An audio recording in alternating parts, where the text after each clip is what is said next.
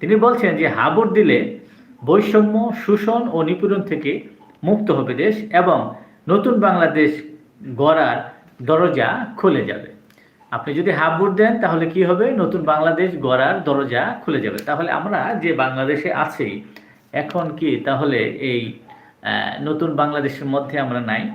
কিংবা আমরা যে বাংলাদেশের মধ্যে আছি এখন দরজা বন্ধ অবস্থায় আছি, বাংলাদেশ এমন একটি বাংলাদেশের মধ্যে আছি যার দরজা বন্ধ, এবং এই হা ভোট দিলে কেবল সেই দরজা খুলে যাবে এবং একটি নতুন বাংলাদেশ হবে। এবং এই ভোটে আপনার বৈষম্য আপনার থাকবে না, শোষণ থাকবে না, নিপীড়ন থাকবে।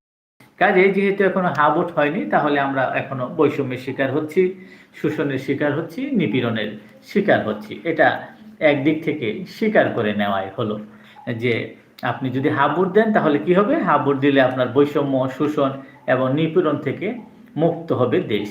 কাজে দেশ এখন বৈষম্য, শোষণ